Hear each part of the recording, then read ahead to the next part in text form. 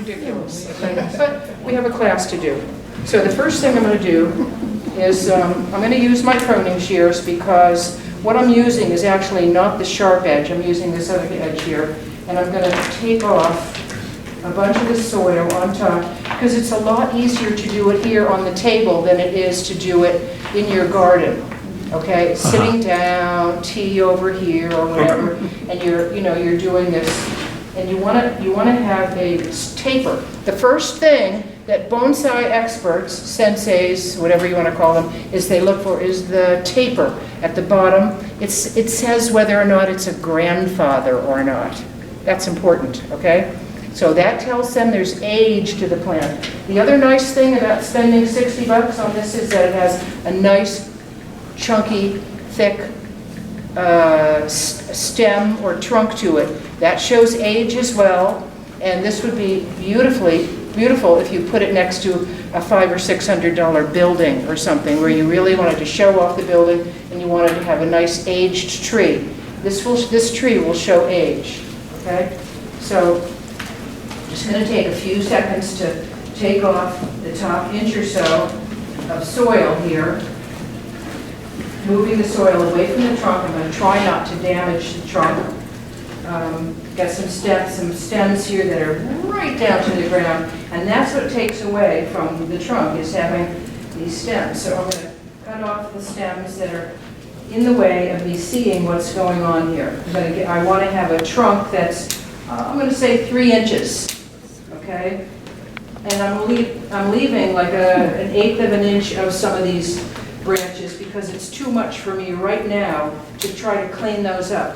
But I have a tool that's pretty nice. I have also from the bonsai store in Berkeley and you just have to look that up online. I have these pruners here. Look at this. Can you see how finely cut those are? You put those right up against your thing and you go like that, and there's nothing sticking out of the tree. That's what the bonsai sensei is like. As much as I can, there's a knot here of about 6 little branches that came out from there. You can leave these little things here if you like. I've got some nice moss growing here.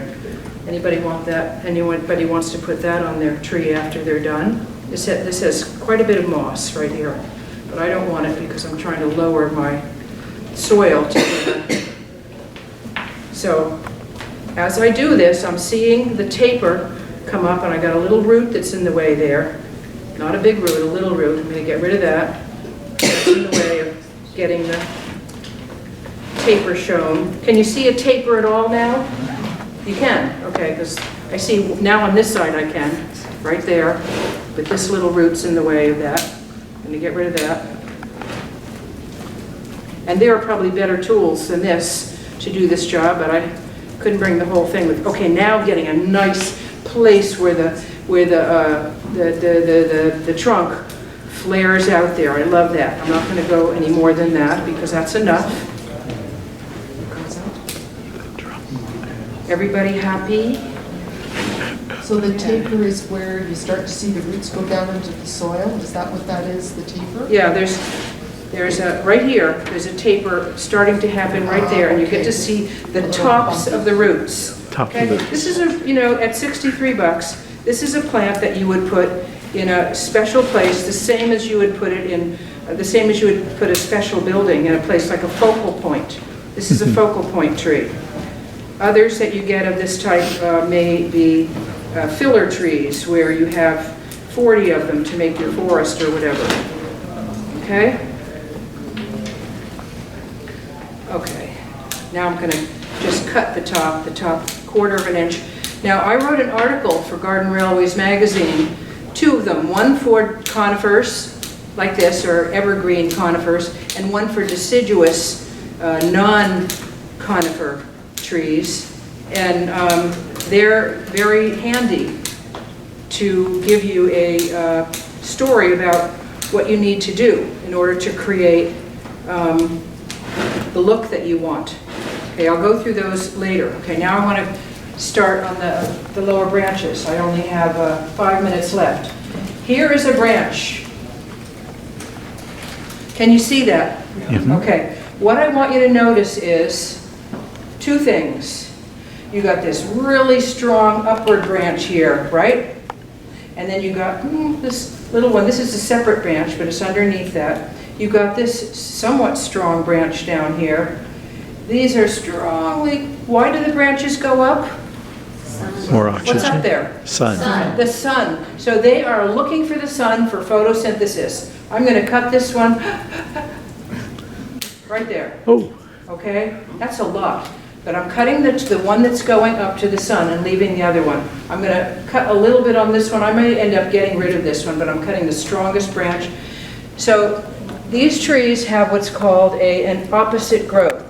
First the branches come out this way, then along the branch they go this way, then they go that way, then they go that way. So it's opposite. Some are alternate. Okay, so I'm done with that for now. Now I've got another one. Look at this pumpkin thing. Okay, that's just too much. I'm going to get rid of that whole branch right there. There's other branches around it, and it's right on top of the one we just created.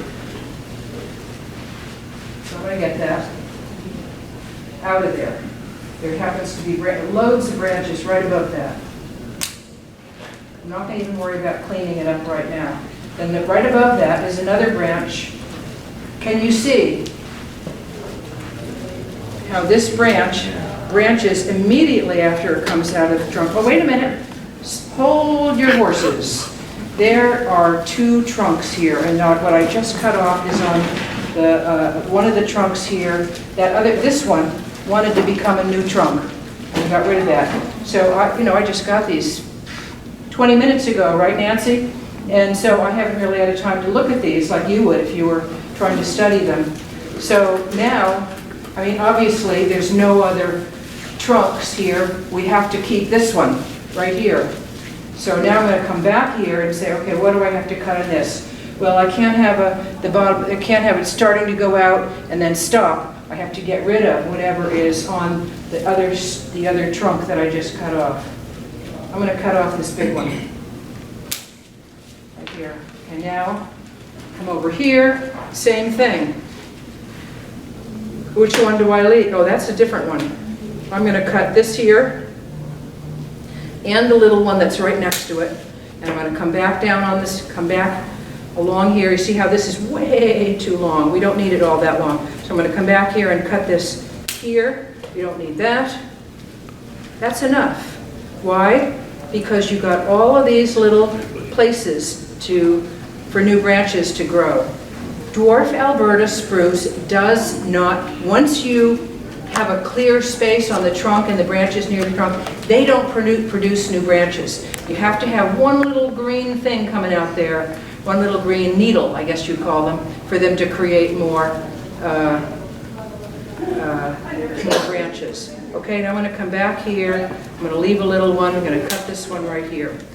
Cut this one back to there. Cutting back, taking this big, big thing off. Cutting that back to there. Taking this one. See this one here? I'm going to cut this one off where? Well, I think right here. Take that off. It's got all these, still has quite a few growing places on there. This one, I'm going to cut it back to here. Still lots of growing places. Get rid of this thing that's right on the top. This one's right on the top. Get rid of anything that's going up off the top. This one coming off the top. This one's too big. This one's coming up. This one's coming down. I like that. Down is the weakest branch, right? Because it's going away from the sun. It's going to take a long time for that to curve around and come up there. Isn't it starting to look like something now? That we got rid of all those long things? Okay, so what I would like you to do is to have somebody come up here and finish pruning this. But first, I'm going to come up to the top here and show you what I do about the top. It has a very strong top. There's a few of these that have strong tops that I want you to recognize and get rid of. So on this one right here, turn it around so you can see it.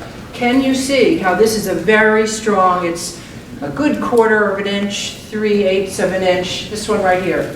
See that? Now normally what we say is that the top 6 inches of the tree is sacred. It's the children. That's what they call it in bonsai. They call it the children. So what we're gonna do is we have all of these other potential tops here. So we're gonna get rid of this whole big top right here. Cut this off right close to the other tops, give them a chance to grow. And then we choose, which one do we like for this? This one's going off to the side, and it's the longest. So it's always best to choose what? The weakest one. We always choose the weak ones. It's so un-American. Isn't it? So we're cutting this off, and now we've got several other, too many, like 5 or 6 of this next year. So I'm gonna have one of you cut those off. These I'm gonna have you cut way back. Oh, look what we got here. We got another potential leader.